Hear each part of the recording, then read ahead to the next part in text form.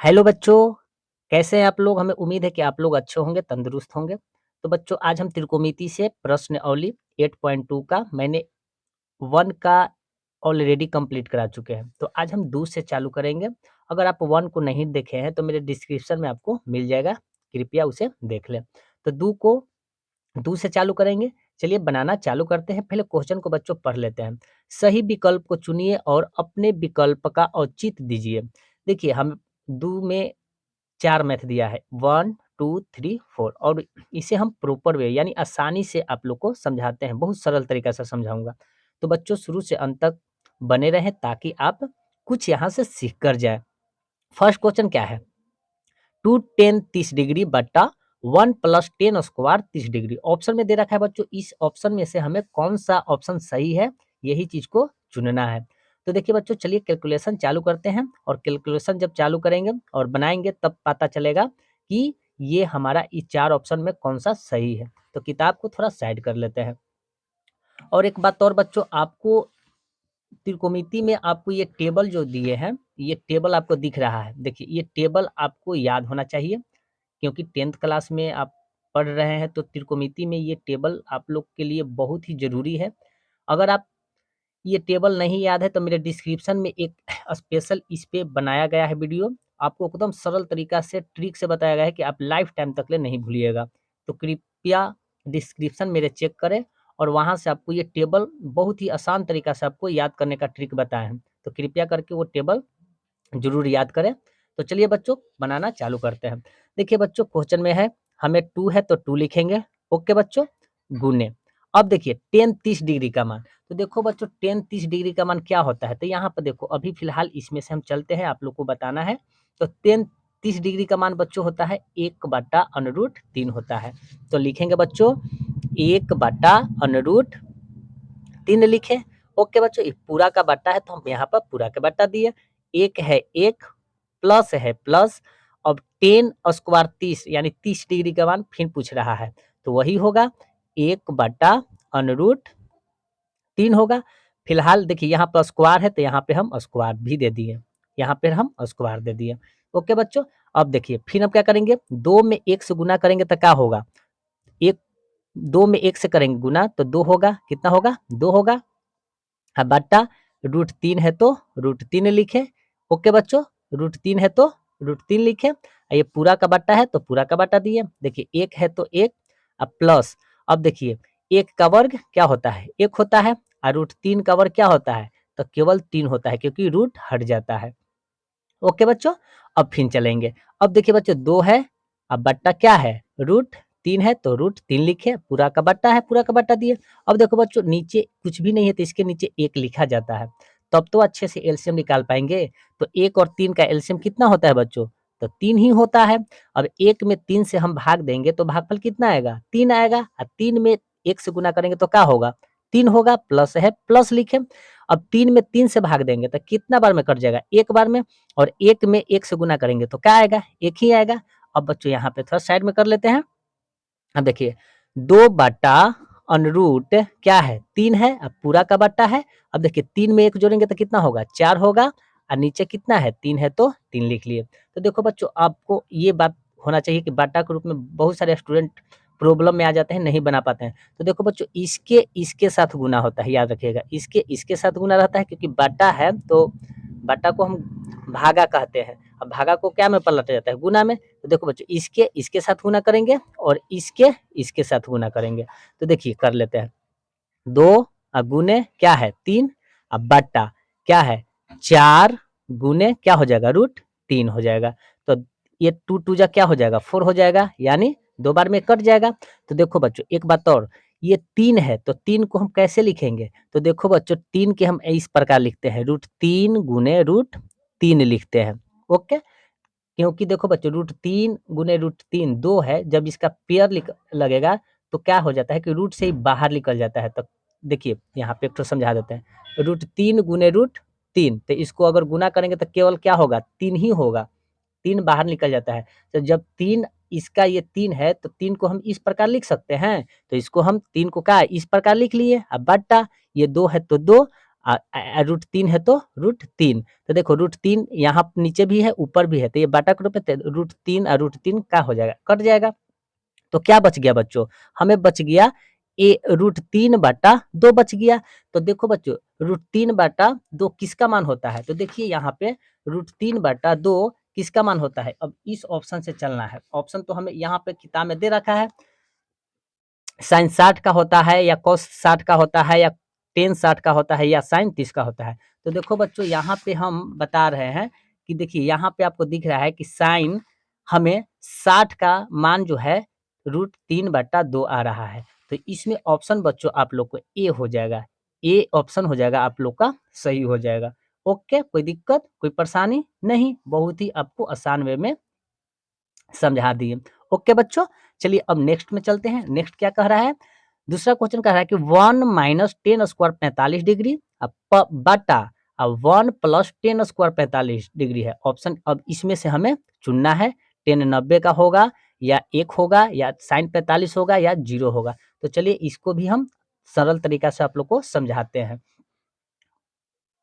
तो बच्चों चलिए बनाना चालू करते हैं। देखिए 1 है तो 1, माइनस है माइनस, अब 10 स्क्वायर 45 डिग्री का, तो देखो बच्चों 10 स्क्वायर 45 डिग्री का मान देखते हैं।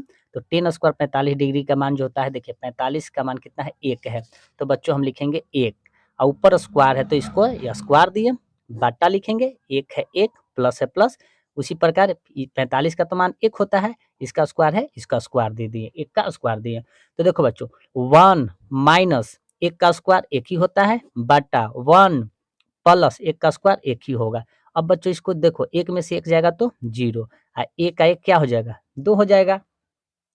तो याद रखिएगा कि 0 में कोई भी संख्या से हम भाग देते हैं तो 0 होगा, गुना करेंगे या भाग देंगे तो क्या आता है, 0 आता है। तो देखो बच्चों हमें ये 0 आ गया।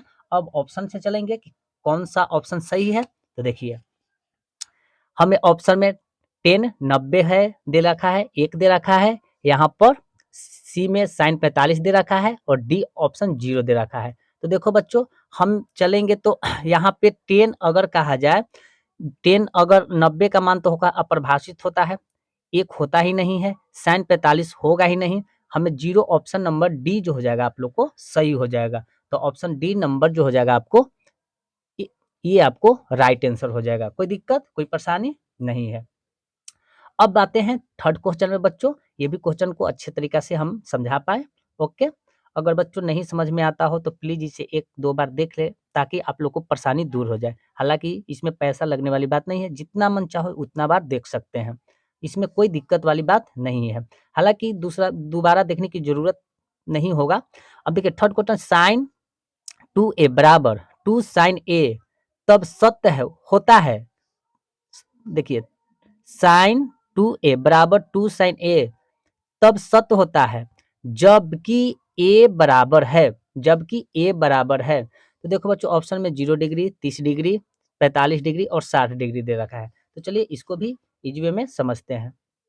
तो बच्चों अब देखते हैं, अगर हम a बराबर 0 रख लेते हैं, फिलहाल हम a बराबर 0 रख लेते हैं। तो देखिए क्या है, साइन है तो साइन लिखें, साइन 2 है 2 और गुने a का मान हमने कितना रखा है, 0 रखे हैं तो 0 लिखें, बराबर है बराबर 2 हो जाएगा। अब देखिए क्या है, साइन है तो साइन लिखें और गुने क्या होगा, a का मान 0 रख लेते हैं। ओके, a का मान हम 0 रख लेते हैं। तो देखो बच्चों साइन 2 में 0 से गुना करेंगे तो क्या होगा, 0 होगा। अब बराबर 2 साइन में 0 से गुना करेंगे तो क्या होगा, 0 होगा। ओके बच्चों, तो देखो बच्चों यहाँ पे साइन 0 डिग्री का मान कितना होता है, तो देखो बच्चों साइन 0 डिग्री का मान 0 होता है, तो यहाँ पे हम 0 लिख लिए। अब बराबर 2 में 0 से गुना करेंगे तो क्या होगा, 0 होगा, यानी हमें दोनों दिन 0 प्राप्त आया, तो इसलिए ये हमारा राइट आंसर हो जाएगा। अगर बच्चों हम अगर एक जगह पर हम अदरवाइज कोई डिजिट बैठाते तो हमें दोनों तरफ बराबर नहीं आता। अगर हम दोनों तरफ बराबर नहीं आता तो बच्चों हमारा ए जो हो जाएगा यहाँ पे ए बहुत, यही आपका आंसर हो जाएगा, यही आपका क्या हो जाएगा, आंसर हो जाएगा। ओके बच्चों, अगर अदरवाइज अगर एक जगह पर हम अगर कोई और डिजिट रखते, जैसे 2 रखते 3 रखते, तो वो हमारा LHS RHS बराबर नहीं आता। तो इसलिए हम ए बराबर हम 0 रखें ताकि हमारा LHS और RHS बराबर आ गया। तो बच्चों आई होप कि ये भी मैथ आप अच्छे तरीक़ा से समझ लिए हैं। तो चलिए 4 क्वेश्चन में चलते हैं, 4 क्वेश्चन क्या कह रहा है, चलिए। क्या होगा बच्चों? अब देखिए 2 है 2, ओके, 10 30 का मान। तो अब देखिए बच्चों जिस प्रकार हम लोग की फर्स्ट जो क्वेश्चन बनाए थे उसी प्रकार ये भी है। 10 30 का मान खोजिए, चलिए। 10 30 का मान क्या होता है? 1/√3 होता है। 1/√3 लिखेंगे, तो 1/√3 लिख लिए। ये पूरा का बाटा है, पूरा का बाटा दे दिए। क्या है? 1 है तो 1, माइनस है माइनस। अब देखिए 30 डिग्री का मतलब वही होता है 1/√3। ऊपर स्क्वायर है तो ऊपर स्क्वायर दे दिए। ओके, अब देखिए 2 में 1 से गुना करेंगे तो 2 होगा, और √3 है तो 3 लिखें।